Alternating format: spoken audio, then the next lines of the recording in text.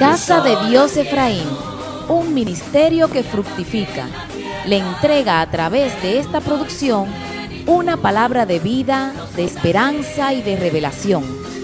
La promesa de Dios es que su palabra no vuelve a él vacía, por lo que estamos seguros que ésta producirá una transformación en su alma y le mostrará un mayor conocimiento del Señor.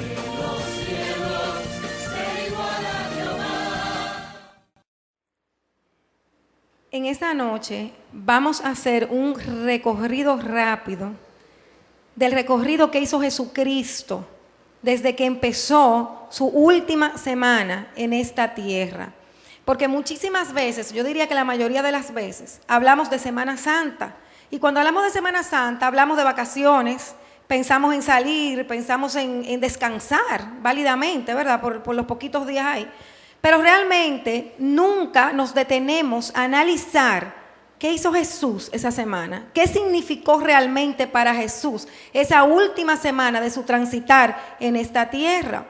Entonces vamos a ir a la luz de varios versículos para que nos vayamos dando cuenta qué pasó con su vida en esta, la más dolorosas de las etapas de su existencia terrenal. Padre, te damos gracias en esta noche una vez más. Gracias por el mover de tu Espíritu Santo. Gracias, Dios mío, por la dirección que tú traes a nuestras vidas, Señor. Gracias porque podemos estar aquí reunidos, mi Dios. Gracias, Señor, porque podemos conocer, Padre, puntualmente, Señor, cada hecho, Padre, que tu Hijo tuvo que enfrentar, cada consejo, Señor, que dio a sus discípulos al final de sus días, Señor. Padre, yo oro en esta noche en el bendito nombre de Jesús, Señor, para que así como tú lo hiciste con ellos, hagas con nosotros, Padre. Para que cada enseñanza, Señor, que quedó registrada en las Escrituras, mi Dios, que salió de la boca de tu Hijo, Señor, salte en nuestros corazones, mi Dios, en esta noche y selle nuestras vidas, Padre, para cambios puntuales, Señor, y para acordarnos todos los días de nuestras vidas, de estas últimas cosas, Señor, que tú enseñaste, Padre, para que las tuviésemos presente cada día. Señor, en el nombre poderoso de Cristo, estamos a tus pies, Señor, en esta noche. En el nombre poderoso de Jesús. Amén. Amén. Bien, el domingo, justamente el domingo antes de donde empieza la Semana Santa en sí misma, lo primero que Jesús hace es que entra montado en un asno a Jerusalén.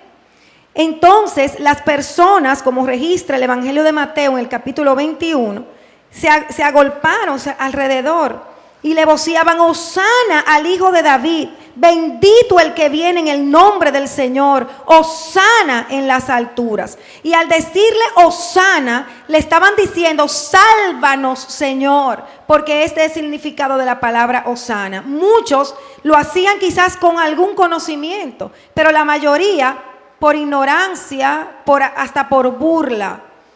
Jesús entra en este asno como un símbolo de su humildad, como una vez más enseña a los discípulos de la multitud que Él vino a servir, que Él vino completamente a ser humilde y mostrar la mansedumbre a todos los que lo vieron y que lo escucharon. Pues Él hace su entrada triunfal y a partir de ese momento Jesucristo tiene puntuales encuentros con los discípulos y encuentros también con algunas de las autoridades de los fariseos. Y es impresionante cada enseñanza. Al final yo saqué la lista de cada cosa que él enseñó. Y nada es coincidencia que todas estas parábolas y todos estos mensajes fuesen dados justamente en esta última semana. Fue una muestra de cómo Él quería que eso quedara grabado en nuestros corazones. O sea, fue algo muy relevante para Él. Entonces vamos a estudiarlo lo más sucintamente que podamos, pero que lo importante es que nos quede el mensaje de cada enseñanza que Él dio en esta semana. El día lunes de la llamada Semana Santa, aquí en el mundo, ¿verdad? Jesús lo primero que hace es que maldice una higuera.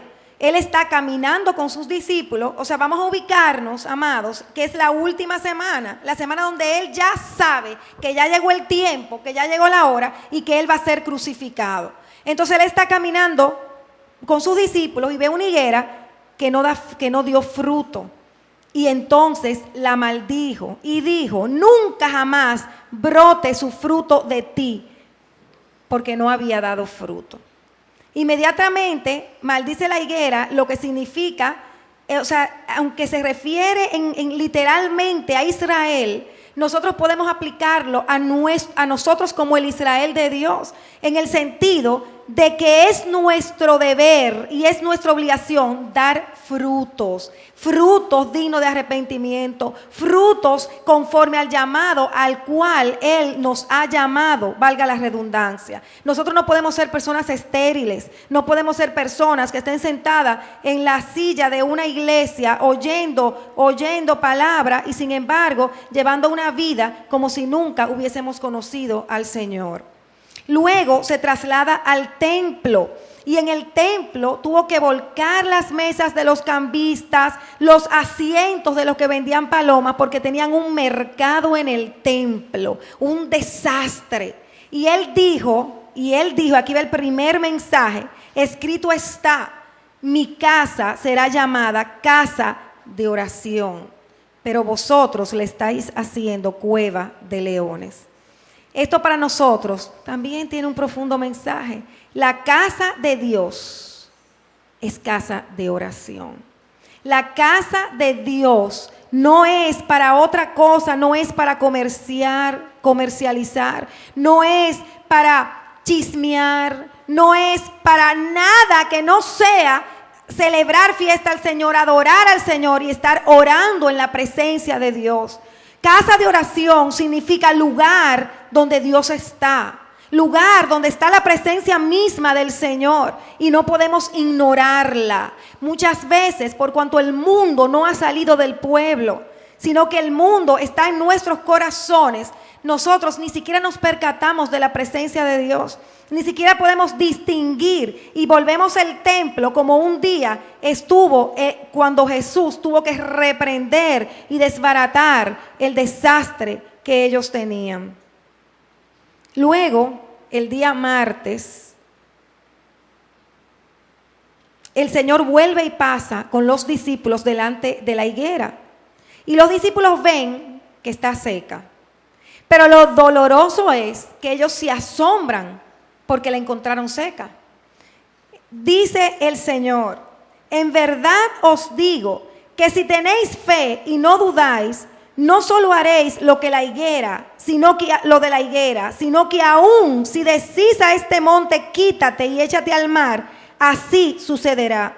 Y todo lo que pidáis en oración, creyendo, sucederá. Ellos vieron cómo Jesucristo decretó la esterilidad sobre esa higuera, pero cuando en el momento la higuera no se secó. Jesús decretó, dio la palabra y fue al otro día martes cuando la higuera se seca. Pero los discípulos que vieron a Jesús y oyeron a Jesús decretar la palabra sobre la higuera, vienen y se asombran. ¿Qué indica esto, amados? Que no creyeron. O sea, no creyeron lo que Jesús había hecho. Y eso nos pasa a nosotros. Y Jesús deja este ejemplo sencillamente para que nosotros entendamos que la fe es la que mueve los milagros. Que nuestra convicción en la palabra de Dios y en lo que Dios dice es la que va a hacer, la que va a activar que las cosas que estamos esperando sucedan en nuestras vidas. Si no creemos, tenemos la batalla perdida. Y es creer en lo que Dios dice, en lo que Dios ha dicho, en la palabra que ha salido de su boca. Por eso el mismo Jesús acota de inmediato y le dice: todo lo que pidáis en oración, creyendo, sucederá. Si nosotros estamos orando y no estamos creyendo que va a suceder lo que le estamos pidiendo al Señor, pues no va a suceder. Es una cuestión de fe y no de declaraciones vanas, sino de convicción profunda en el corazón. Entonces estamos viendo los mensajes puntuales que el Señor ha dejado. A seguidas, ese mismo día martes, él tiene un encuentro con los fariseos, que eran la autoridad de la época, y ellos querían encontrar a Jesús en una falta y empezaron a cuestionar su autoridad. Ya que Jesús se sabía, ellos sabían que esa autoridad venía del cielo, porque era imposible que las cosas que hacía Jesús sucedieran si la autoridad no venía del cielo. Y sin embargo ellos lo cuestionaron para poder acusarlo, para poder atraparlo en una palabra que lo entrampara, que lo culpara. En ese instante el Señor aprovechó estas acusaciones para contestarle cada una de ellas en parábolas. Y les dijo claramente que tenían que arrepentirse para poder entrar al reino de los cielos. Sin arrepentimiento no había posibilidad de entrar. Ellos podían ser muy doctos, podían ser muy fariseos, con mucha autoridad terrenal, pero sin embargo, si sus corazones no se humillaban delante de Dios y no se arrepentían, era imposible que entraran al reino de los cielos. Y que por lo tanto, por su incredulidad y por su dureza de corazón, sería imposible que esto se lograra. Luego empiezan y confrontan con el pago del impuesto a Jesucristo. Y ahí es que él dice: a César lo que es de César y a Dios lo que es de Dios. ¿Qué moraleja nos deja esto a nosotros? Que nosotros tenemos que cumplir con nuestras leyes terrenales, amados. Nosotros no podemos decir: no, yo soy una hija de Dios y Él tiene que adaptarse. O yo soy una hija de Dios. No. Si nosotros tenemos alquiler de casa, tenemos que ser fieles. Si tenemos que pagar el colegio de los niños, tenemos que ser fieles. Cada compromiso que nosotros tengamos como cristianos, tenemos que asumirlo, tenemos que cumplirlo. Porque nosotros vivimos bajo las leyes de una nación y esas leyes tienen que ser obedecidas por nosotros, sus hijos. Cuales sean leyes de tránsito, cualquier tipo de leyes establecidas, hay que obedecerlas. Luego, él fue confrontado también por los saduceos acerca de la resurrección. Los saduceos no creían en la resurrección. Y el Señor, le ponen una historia ahí de que si una mujer se divorcia, si el marido de una mujer se muere y se casa con el hermano y después se muere también y se casa con el otro hermano, que con quién iba a estar casado allá arriba. Entonces el Señor, como en burla, porque era burlándose, entonces el Señor le habla y le contesta y le explica que en el cielo seremos como los ángeles, que ni nos casaremos, no nos daremos en matrimonio, porque no habrá ese lazo en el cielo, explicando así lo que era la vida después de esta tierra. Declaró también el Señor acerca de cuáles eran los más grandes mandamientos, estableciendo el primero: amarás a tu Dios con toda tu mente, con todo tu corazón, con toda tu alma y con todas tus fuerzas. Y también el segundo, que amarás al prójimo como a ti mismo. Estamos en el día martes y miren todo lo que el Señor está enseñando. Nos ha dejado la enseñanza de cómo tenemos que comportarnos con las leyes de nuestra nación. Nos está hablando de la fe. Nos está hablando ahora de cuál es el primer mandamiento y nos recalca cómo nosotros tenemos que amar al Señor y cómo tenemos que amar al prójimo como a nosotros mismos. Luego, el mismo martes, está la enseñanza de una viuda que dio lo último que le quedaba como una ofrenda, lo cual nos enseña que nosotros no podemos depender de lo que nosotros tengamos en la cartera, de lo que tengamos en el bolsillo, sino que nuestra dependencia es de Dios mismo. Y si nosotros tenemos que entregarle a Dios lo último que tengamos, tenemos que hacerlo en gozo y contentos, porque sabemos que Él nunca nos va a desamparar, que nunca nada nos va a faltar, porque nuestra provisión viene de Él. Mi provisión no viene de lo que yo gano, mi provisión no viene del trabajo del esposo, no, mi provisión viene de aquel que se comprometió un día cuando hicimos pacto a sostener mi vida y a guardar mi vida. Y esta viuda, una mujer que no tenía nada, pobre, dio lo único que tenía y sin embargo los otros que estaban ahí dieron de lo que les sobraba.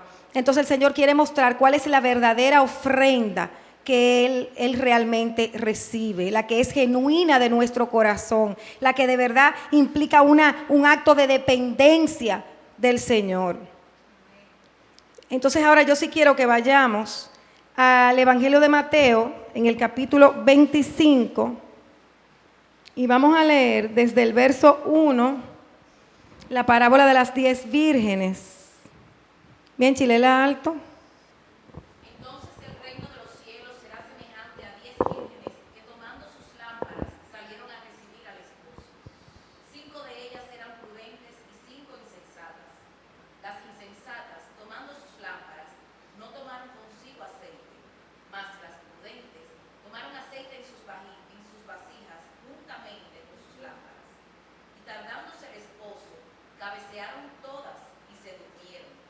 Y a la medianoche se oyó un clamor: aquí viene el esposo, salid a recibirle. Entonces todas aquellas vírgenes se levantaron y arreglaron sus lámparas. Y las insensatas dijeron a las prudentes: dadnos de vuestro aceite, porque nuestras lámparas se apagan.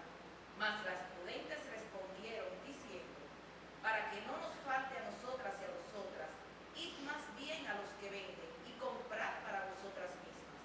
Pero mientras ellas iban a comprar, vino el esposo, y las que estaban preparadas entraron con él a las bodas, y se cerró la puerta. Después vinieron también las otras vírgenes diciendo: Señor, Señor, ábrenos. Mas él respondiendo dijo: de cierto os digo que no os conozco. Velad pues, porque no sabéis el día ni la hora en que el Hijo del Hombre ha de venir. ¿Cómo están nuestras lámparas? ¿Llenas de aceite o sin aceite? ¿Cómo estamos siendo nosotros? ¿Como las vírgenes insensatas o estamos siendo como las prudentes? Yo pienso que al dejar esta parábola, el Señor quería que nos examináramos cada vez que pudiésemos examinar nuestro corazón. ¿Qué estamos haciendo con nuestras vidas? ¿Estamos procurando la llenura del Espíritu Santo? ¿Estamos realmente, genuinamente, con unas vidas rendidas al Señor? Si el Señor viniera en este instante, ¿a qué grupo perteneceríamos? ¿A las prudentes que tenían su lámpara llena? ¿O a las insensatas que a último minuto quisieron llenarlas, pero ya no podían? Amados, Cristo viene en cualquier momento. El Señor va a levantar a su iglesia. Y es una iglesia pura, sin mancha.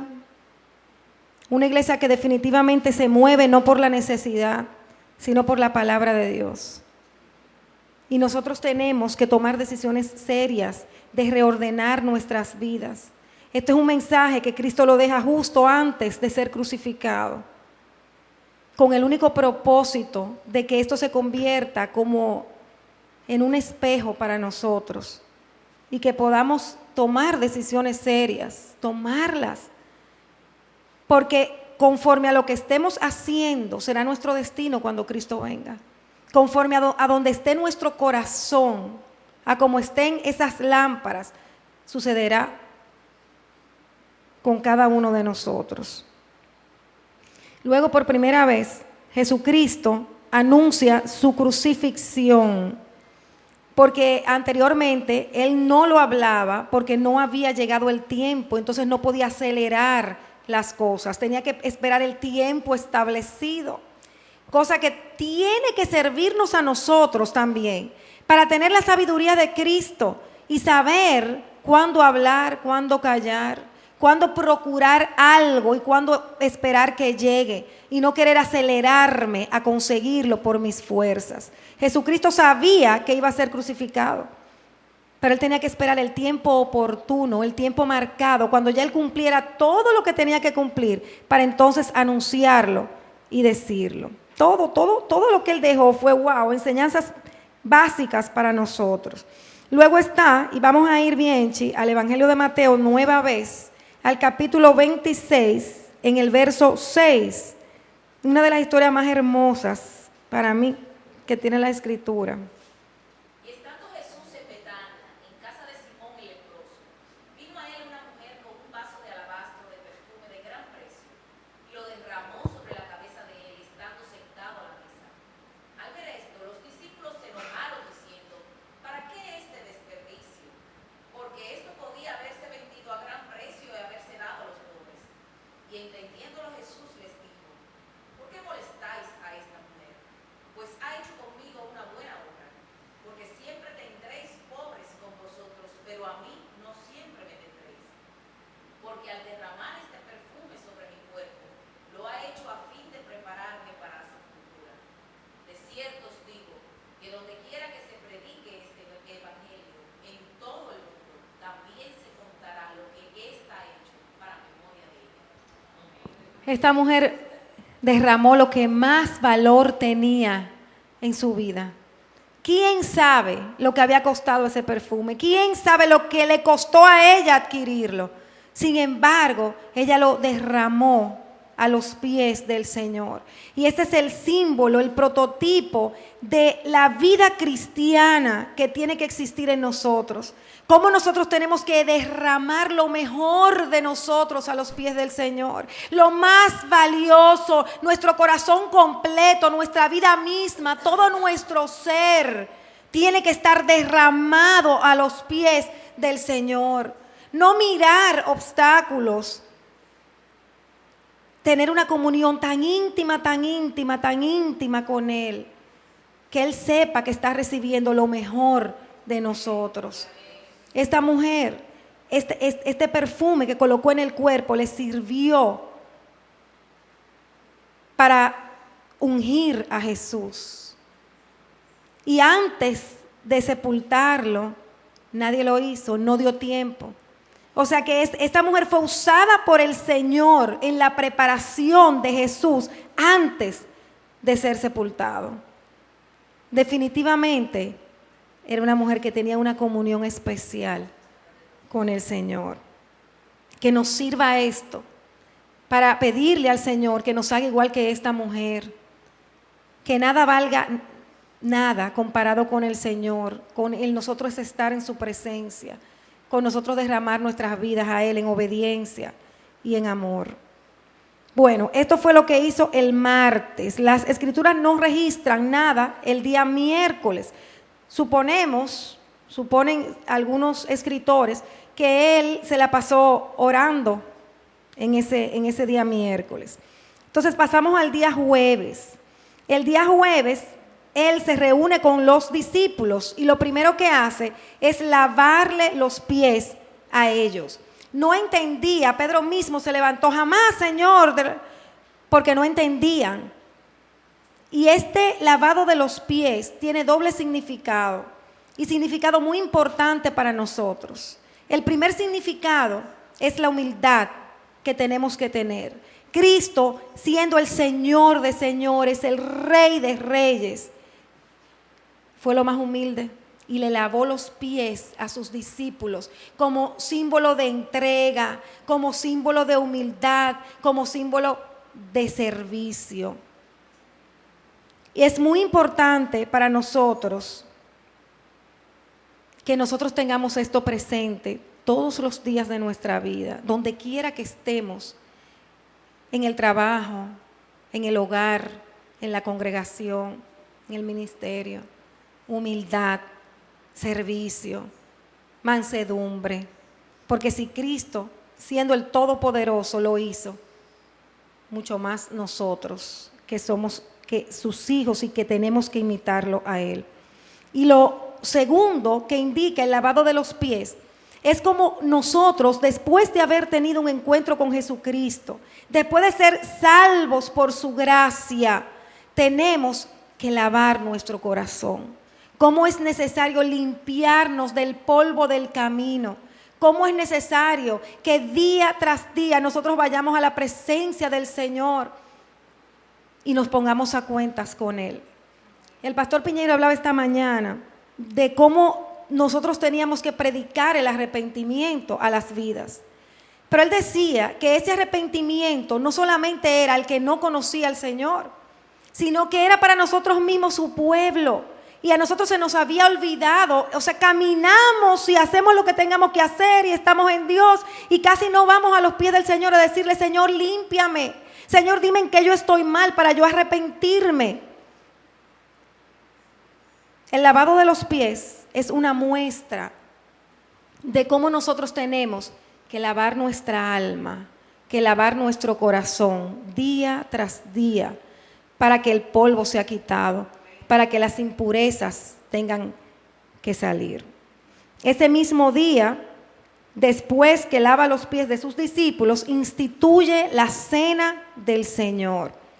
Y en la cena del Señor, Él establece cosas muy puntuales, explicándole a sus discípulos cómo cada vez que hicieran esa cena, la tenían que hacer en memoria de Él. Pero ¿por qué en memoria? Cuando nosotros estamos pensando en alguien, pensando en algo, nos acordamos de qué pasó en ese algo, ¿verdad? De qué significa, cuál es el fondo, cuál es el contenido.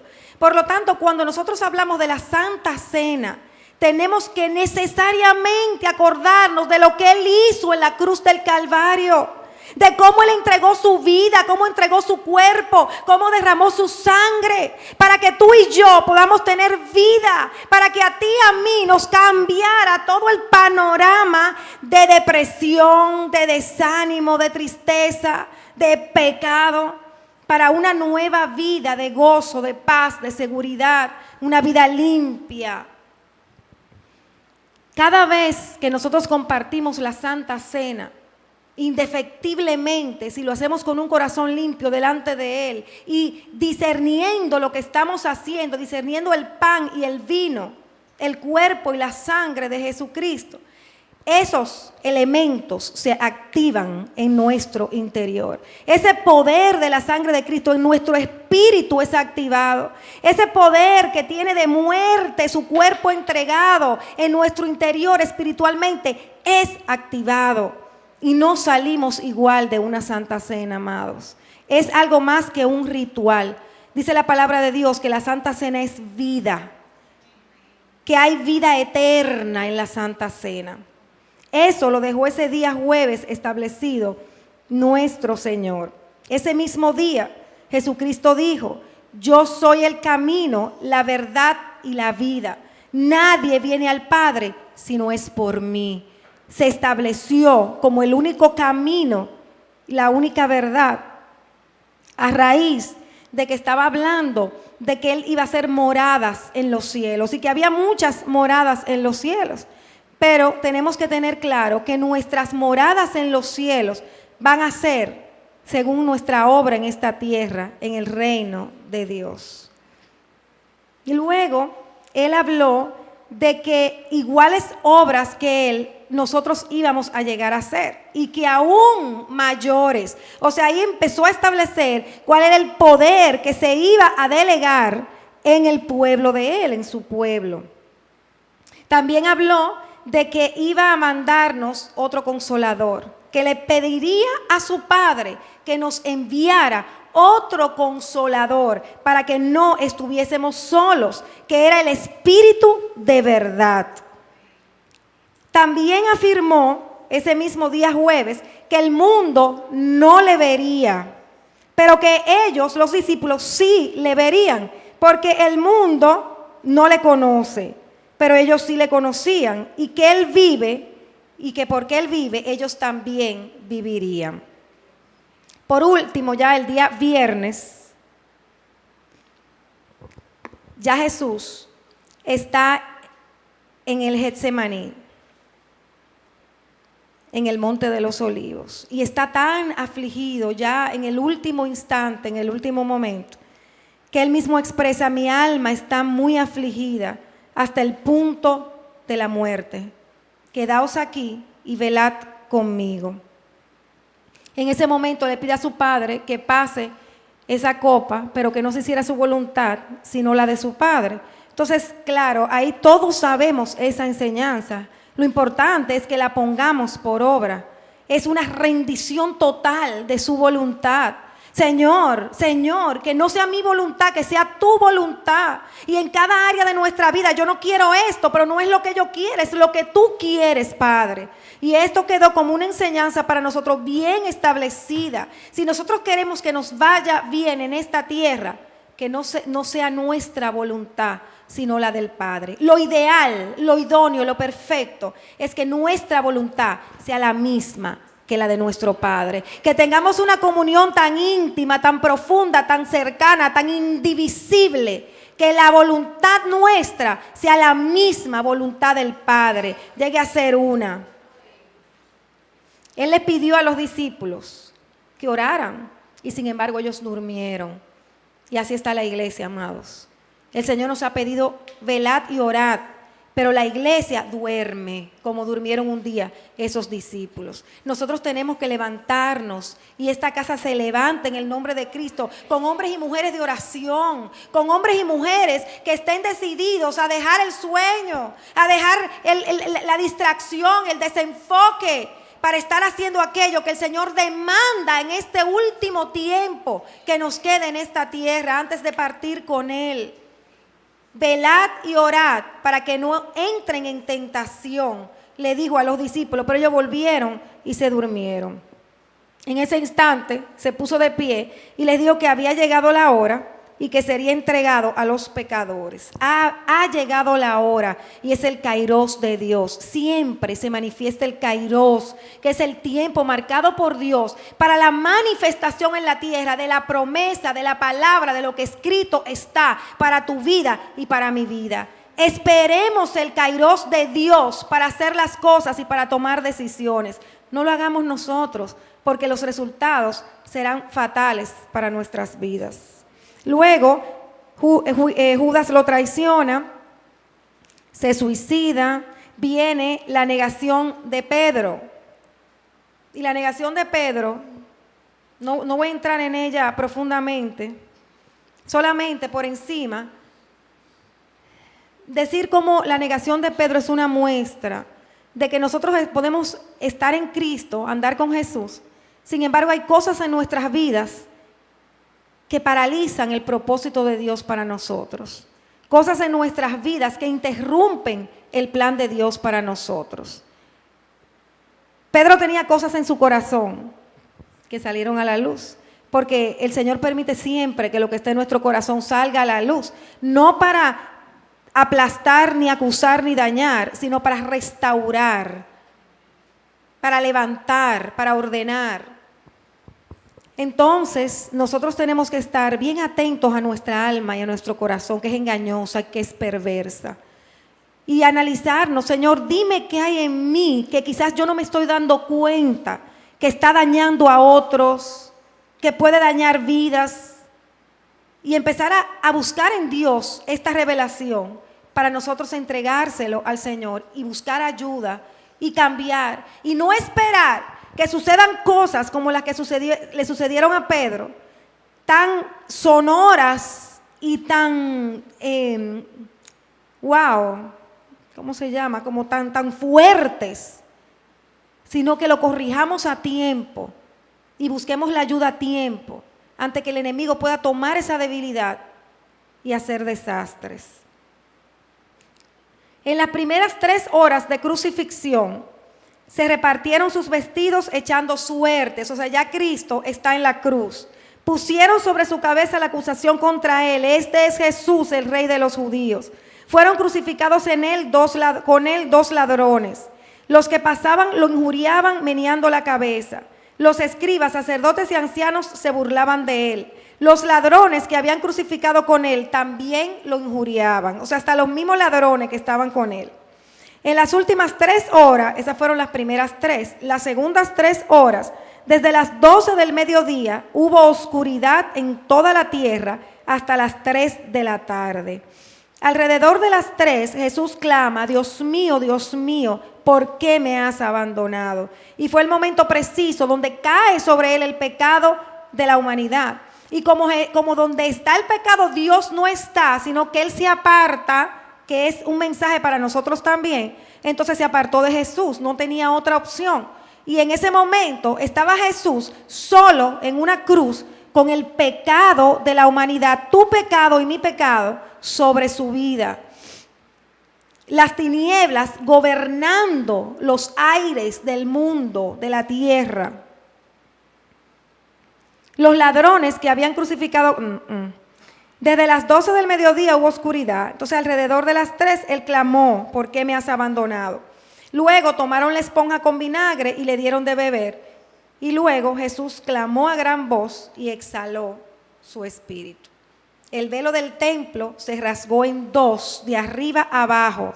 La tierra tembló y las rocas se partieron. Esa rasgadura del velo del templo ya no había, a partir de ese momento el impedimento para nosotros llegar al Padre fue quitado. Ya entonces podíamos entrar confiadamente ante el trono del Señor. Los sepulcros se abrieron y los cuerpos de muchos santos que habían dormido resucitaron. Luego José de Arimatea le pide a Pilato el cuerpo de Jesús. Entonces lo toma, le pone un lienzo limpio de lino y entonces lo entra en esa roca que había excavado como un sepulcro. Y ahí estaban María Magdalena y la otra María. El sábado Pilato manda poner seguridad a la piedra, donde la aseguró, puso los guardias. Y María Magdalena y María también volvieron a ser guardia durante todo el sábado. No pasó más nada. El domingo es el día que le da sustento a nuestro evangelio. El domingo es el día donde se marca un antes y un después. El domingo es el día que hace que nuestras vidas tengan vida.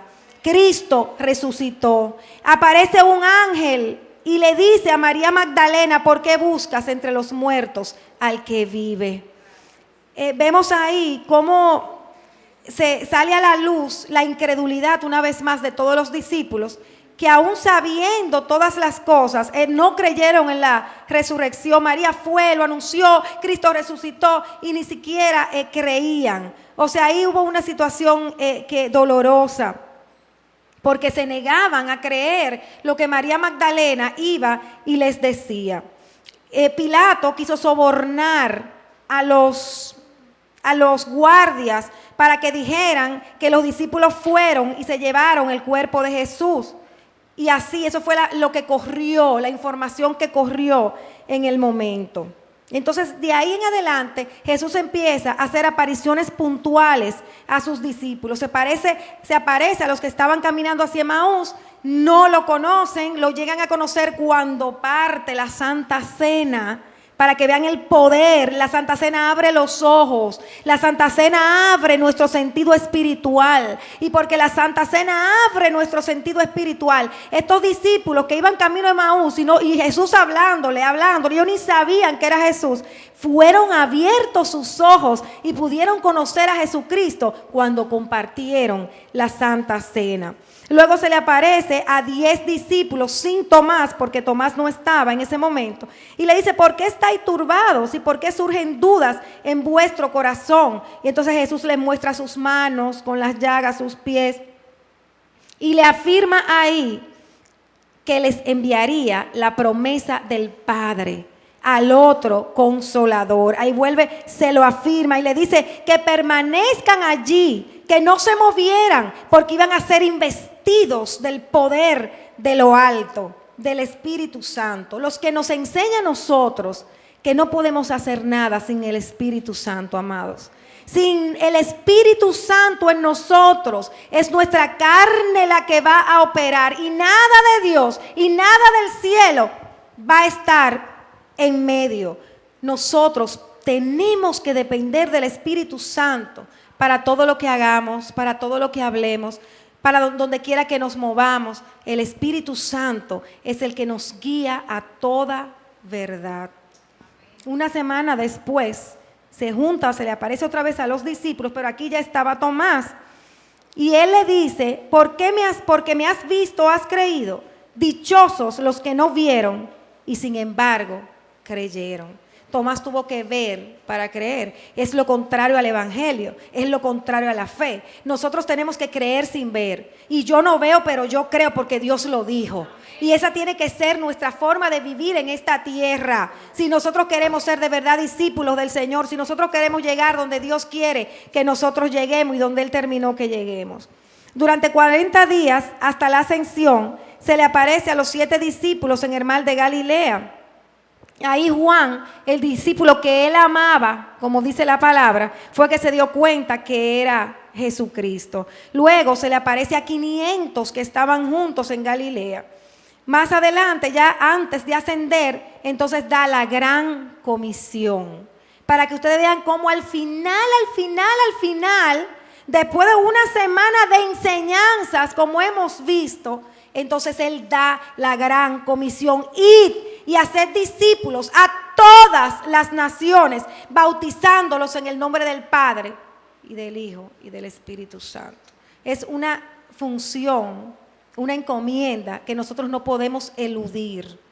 Tenemos que ir y hacer discípulos. Luego de estas cosas, condujo a sus discípulos a la ciudad, los bendijo y entonces se separó de ellos y fue llevado arriba en los cielos. De todas estas cosas, nosotros tenemos que dar gloria a Dios por la resurrección. Primero, porque su cruz nos enseña a nosotros a morir. Porque su cruz nos enseña a nosotros a olvidarnos de nosotros mismos, para que sea Él el que viva en nosotros. Que no seamos nosotros, sino Él. Que nosotros tengamos que ceder, que callar como Él lo hizo. Pero también nos enseña que así como Él resucitó, nosotros tenemos vida en cada área de nuestras vidas. Nosotros vamos a partir de esta tierra y nosotros no veremos muerte, vamos a vivir eternamente. Pero en esta tierra, mientras estemos en esta tierra, el poder de vida, de resurrección que levantó a Jesucristo de entre los muertos, está a nuestra disposición para nosotros activar esa resurrección, para nosotros activar esa vida en cada área de nosotros.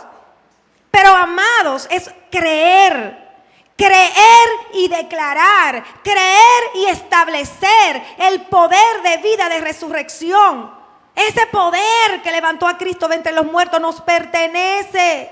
Está a nuestro favor, a nuestra disposición. Pero nosotros tenemos que cambiar la mente derrotista, cambiar la mente de quejas, cambiar la mente de amarguras y empezar a vivir vidas de éxito en Dios, vidas que declaren lo que edifica, vidas que declaren lo bueno que van a hacer las cosas y lo bueno que va a suceder. No importa que las circunstancias estén horribles, porque nosotros tenemos el poder de vida, de resurrección a nuestra disposición, amados. Jesucristo resucitó y no resucitó en vano. Y nos envió poder de lo alto. Nos envió al Espíritu Santo que nos capacita para nosotros poder todas las cosas en Él, porque Él nos fortalece y porque ya nos dio la capacidad. Vamos a ir, ya para terminar, a la segunda carta de Timoteo, en el capítulo 1, verso 8. Por tanto, no te avergüences del testimonio de nuestro Señor ni de mí, prisionero suyo, sino participa conmigo en las aflicciones por el Evangelio, según el poder de Dios, quien nos ha salvado y nos ha llamado con un llamamiento santo, no según nuestras obras, sino según su propósito y según la gracia que nos fue dada en Cristo Jesús desde la eternidad, y que ahora ha sido manifestada por la aparición de nuestro Salvador, Cristo Jesús, quien abolió la muerte y sacó a la luz la vida y la inmortalidad por medio del Evangelio. Esto es poderoso. El Señor nos ha llamado con un llamamiento santo. El Señor nos dio ese llamado desde antes de la eternidad, pero dice ahora ha sido manifestada por la aparición de Jesucristo mismo, quien abolió la muerte, quien nos trajo salvación, nos trajo vida y la inmortalidad por medio del Evangelio. Esa mortandad es para nosotros porque sabemos que vamos a resucitar con Él. Pero también, amados, es para sacar la mortandad de nuestro cuerpo, para sacar la mortandad de nuestra finanza, para sacar la mortandad de nuestros hogares y para establecer esa vida que Jesucristo mismo vino a traernos, esa luz y vida que vino a traer con su aparición misma en esta tierra. Y tenemos que creerlo. La resurrección nos garantiza la vida eterna al lado de Él. Pero también esa resurrección nos garantiza una vida de éxito, una vida llena de poder, una vida de hombres y mujeres que puedan transitar en esta tierra siendo más que vencedores. Porque Cristo resucitó, amados. Y no fue en vano. Esa resurrección trajo vida a nosotros. Y tenemos que creerlo. Tenemos que atesorar esto en nuestros corazones. Si concluimos el mensaje que Cristo dejó en esta semana, diríamos que lo que no da fruto será secado. Que el templo, su casa, es para orar. Que tenemos que tener fe para caminar en esta tierra, no mirando, no creyendo lo que vemos, sino lo que no vemos, porque Él lo ha dicho. Tenemos que arrepentirnos, porque sin arrepentimiento no veremos el reino de los cielos. Tenemos que cumplir con nuestras leyes terrenales. Tenemos que amar a Dios por sobre todas las cosas, con toda nuestra mente, alma, cuerpo y corazón. Y también tenemos que amar al prójimo como a nosotros mismos. Tenemos que tener corazones generosos porque dependan de Dios, porque la seguridad sea el Señor. Tenemos que vivir preparados para cuando Cristo vuelva. En sus asuntos tenemos que estar para cuando Él venga. Adorarle a Él es darle todo lo que tenemos, es tener una vida de absoluta rendición. Tenemos que vivir limpiando nuestro corazón, en humildad y en servicio. Aleluya. Tenemos que acordarnos que Jesucristo es el único camino, la única verdad y la única vida. Que iguales obras que Él podemos hacer y hasta mayores que Él, por el Espíritu Santo que está en nosotros. Y también que todo lo que pidamos en su nombre, Él lo hará. Eso no se nos puede olvidar. Todo lo que pidamos en su nombre, creyendo, Él lo va a hacer. Si lo amamos, tenemos que guardar sus mandamientos. Lo dijo 2 veces. Si me aman, tienen que guardar mis mandamientos. Él nos dejó su paz. Nos enseñó a rendir la voluntad por completo, a velar y orar para que no entremos en tentación. ¿Cómo salvó en el último instante a uno de los ladrones que estaban con Él en la cruz del Calvario?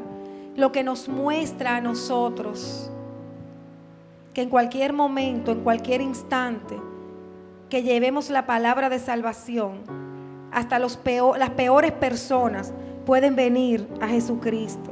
Y nos muestra cómo en nuestra mente tiene que estar el salvar las almas. Nos dejó ejemplo de silencio y mansedumbre. Llevó ya nuestro pecado sobre sus hombros y nos dio acceso directo al trono. Muchas veces podemos pensar que estamos cerca de Jesús, pero estar lejos de Él. Reiteró la fe de cómo es un caminar de fe y nos dio la gran comisión. Cristo resucitó. Cristo resucitó y con esa resurrección tenemos la certeza de que podemos vivir vidas sanas, vidas libres y vidas llenas de gozo, porque Jesucristo resucitó.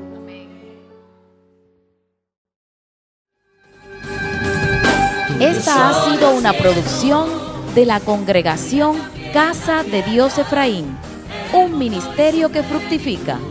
Es nuestro anhelo que la palabra que acaba de recibir le impulse a transitar el camino de la santidad y la obediencia al Señor.